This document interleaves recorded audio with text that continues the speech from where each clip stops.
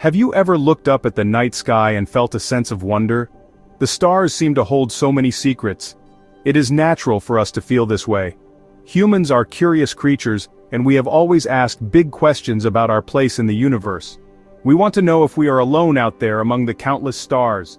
This question about aliens is one of the oldest and most exciting mysteries we face. It touches on our deep need to understand our own existence and whether life is a rare accident or a common cosmic event.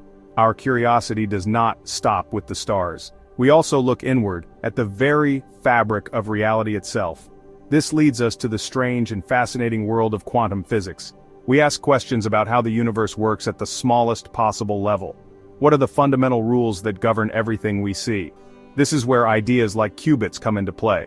Then we turn our attention to the most personal mystery of all, ourselves. We ask about the nature of our own minds and our ability to make choices. This is the question of free will. These three big questions about aliens, quantum mechanics, and free will might seem very different from one another.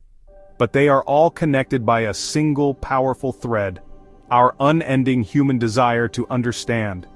Answering these questions helps us build a more complete picture of who we are and what our future might hold in this vast and mysterious existence.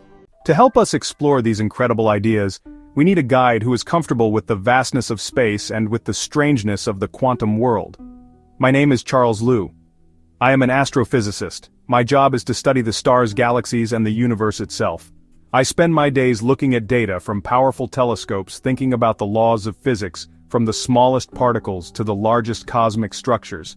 I have had the pleasure of sharing my passion with many people, including on shows like Star Talk. Science can seem intimidating with complicated equations and jargon. But at its heart, science is asking questions and seeking answers through observation and evidence. It's driven by curiosity, the same curiosity that makes us wonder about aliens and the nature of reality. You don't have to be a rocket scientist. Just open your mind and be willing to explore. One of the biggest puzzles in astronomy is called the Fermi paradox. The universe is incredibly old and vast, with billions of galaxies, each containing billions of stars. Many of these stars likely have planets orbiting them. With so many potential homes for life, it seems logical that intelligent life should have arisen somewhere else. So the paradox is simple. If the universe should be full of alien civilizations, why have we not seen any evidence of them? Where is everybody? This question has puzzled scientists for decades and has led to many interesting theories and ideas. One fascinating explanation for this cosmic silence is the concept of Grabby aliens. This idea suggests that intelligent civilizations, once they reach a certain level of technology, tend to expand outward very quickly. They grab resources, stars, and even entire galaxies to fuel their growth. According to this theory, these civilizations would spread so fast that they would eventually colonize or control huge portions of the universe. This expansion would happen on a cosmic timescale, but it would be very noticeable if it were happening. We would see signs of their engineering projects in the stars. The term Grabby does not necessarily mean these aliens are hostile or aggressive in a military sense. It simply describes their behavior of rapid expansion and resource acquisition. Think of it like a new species of plant spreading quickly across a field. The idea of Grabby aliens has profound implications for humanity's future. If this theory is correct, it presents us with a kind of cosmic deadline. It suggests the first civilization to become Grabby gets to set the rules. If we are the first in our cosmic neighborhood, we have an incredible opportunity. We could become the ancestors of a vast star-faring civilization across the Milky Way. This places a great responsibility on us to be wise and careful stewards. Our expansion must be thoughtful and sustainable for generations to come. However, the theory also carries a warning. If we are not the first, another civilization may already be expanding its territory. They might be far away now, but their sphere of influence could be growing toward us at a significant fraction of light speed. Humanity could one day find itself inside the territory of a much older, more powerful civilization, like a small, isolated tribe on a continent dominated by a vast empire. Our future would no longer be entirely our own. This forces us to examine our behavior as a species. Are we showing signs of becoming Grabby ourselves? We already use resources on a global scale, and we're taking our first small steps into space. The decisions we make now about space exploration, resource management, how we treat our own planet, could set the stage for our long-term cosmic future. Now let's shift our focus from the incredibly large to the unimaginably small. We're going to dive into the world of quantum mechanics to understand a revolutionary concept, the qubit. To grasp what a qubit is, we need to understand the bit. A classical bit is the smallest unit of data. It's like a tiny light switch, it can be on or off. We represent these states with the number 1 and the number 0. Every email you send, every photo you take is ultimately a very long sequence of ones and zeros. A qubit, or quantum bit, is fundamentally different, much more powerful. A classical bit can only be a 1 or a 0. A qubit can be a 1, a 0, or both at the same time. This is called superposition. Imagine a spinning coin. While it's spinning, it's neither heads nor tails. It contains both possibilities. When the coin lands and we measure it, it becomes one definite state, heads or tails. A qubit behaves similarly, existing as a mix of 1 and 0 until we measure it. This multiple state ability gives quantum computers huge potential. A computer with a few qubits can process massive information simultaneously.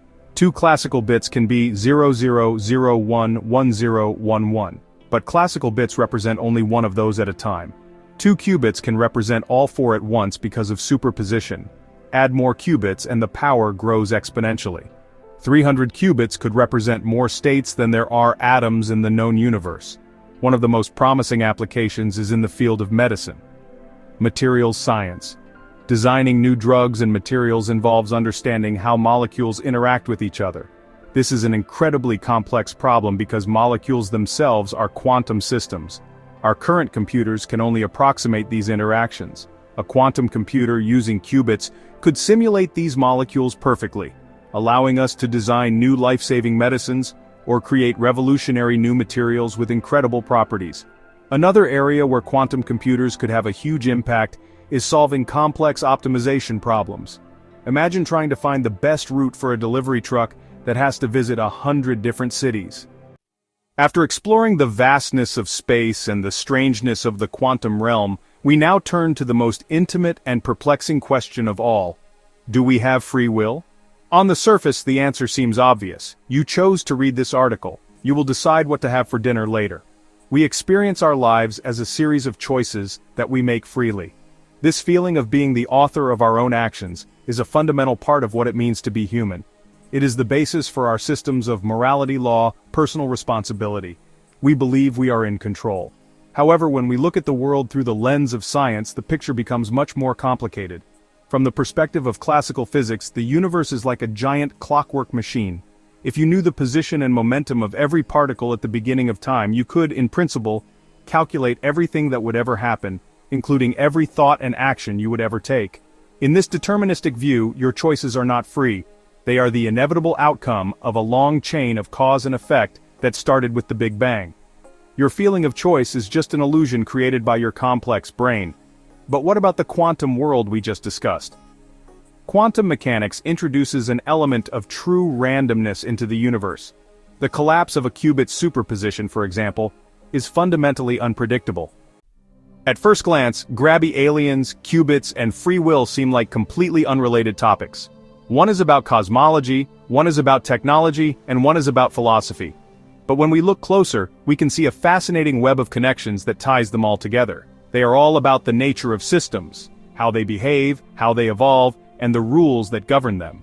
A Grabby alien civilization is a system that expands to consume resources. A quantum computer is a system designed to manipulate information in new ways, and a human mind is a system that processes information to make choices. The concept of Grabby aliens forces us to confront the consequences of our collective choices on a cosmic scale. The decisions we make as a species about technology, expansion, and cooperation could determine whether we become a long-lasting, star-faring civilization, or just a brief flicker in the history of the cosmos. We're looking for answers about our destiny and the path humanity will choose among the stars.